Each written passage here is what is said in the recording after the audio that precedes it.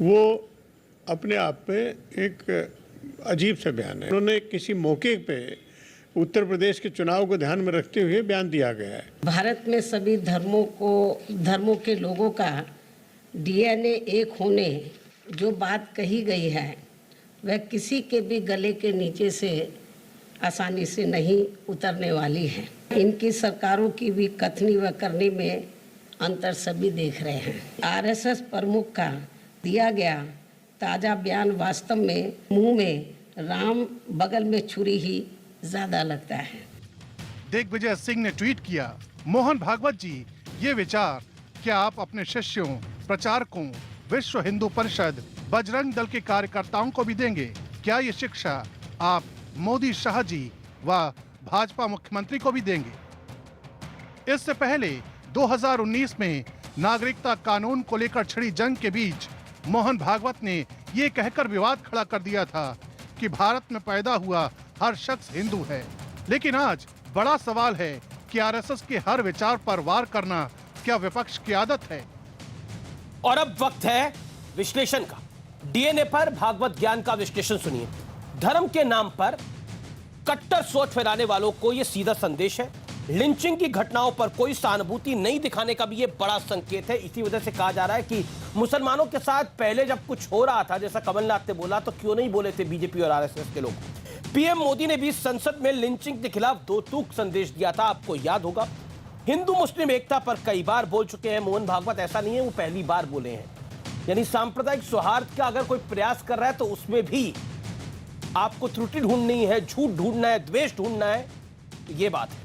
क्या मोहन भागवत का बयान 2022 के चुनाव से जोड़ना उचित है, जैसा कांग्रेस कर रही है, जैसा पीएल पुनिया कर रहे हैं? यह बड़ा पॉइंट है। मेरे साथ आज की इस चर्चा में 4 मेहमान होंगे जो कि अपने अपने पक्ष को रखेंगे। डॉक्टर संबित पात्रा जो कि बीजेपी की नुमाइंदगी कर रहे हैं, अवनी जेच अवस्थी राजनीतिक विश्लेषक है, संघ के बड़े जानकार हैं।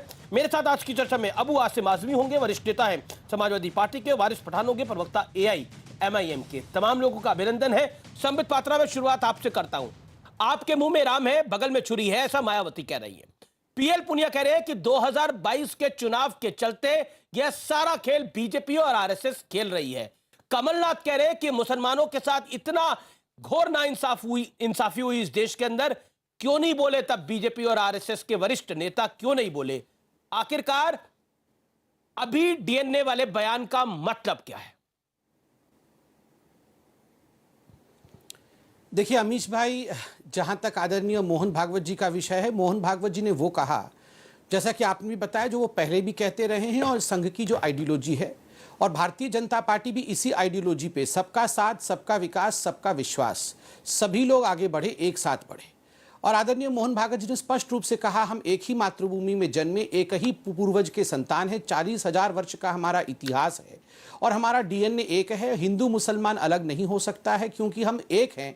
और हमारी एकता की बात क्या करनी है, क्योंकि हम एक हैं। इस पर भी कुछ लोग आपत्ति कर रहे हैं। मुझे तो आश्चर्य हो रहा है। कोई मुंह में राम, बगल में छोरी, तो दिग्विजय सिंह, जाकिर नायक के भाई दिग्विजय सिंह जी भी निकल के आ गए हैं बोलने के लिए। बताइए, मतलब इन सारे लोगों को केवल तुष्टीकरण की राजनीति करने के लिए एक मौका चाहिए था। जैसे ही हिंदू मुस्लिम शब्द होगा, तुरंत ये मैदान पे उतर पड़ेंगे और एक ही ध्येय को लेकर आगे बढ़ेंगे, किस प्रकार से चुनाव के दृष्टिकोण से खास करके उत्तर प्रदेश में मुस्लिम तुष्टीकरण आरंभ किया जा सके।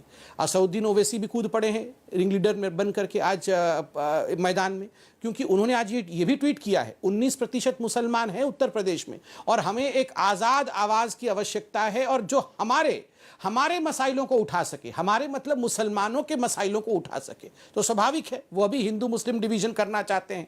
कांग्रेस पार्टी तो अनादिकाल से ये तुष्टीकरण की राजनीति करती है। समाजवादी पार्टी तो वह है जो कहती है कि हिंदुओं को हमने अभी 16 को मारा है, आवश्यकता पड़ती तो भगवान राम के मंदिर को नहीं बनवाने के लिए ज़्यादा हिंदुओं को भी मार सकते हैं।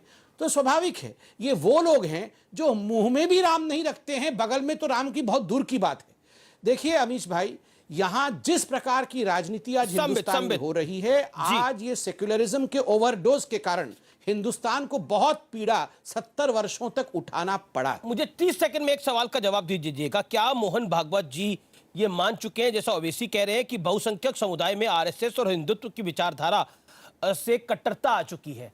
उनका कहना है कि भारत की बहुसंख्यक आबादी कट्टर हो गई है और उसमें आरएसएस और बीजेपी की विचारधारा है। क्या ये बात मोहन भागवत मान चुके हैं?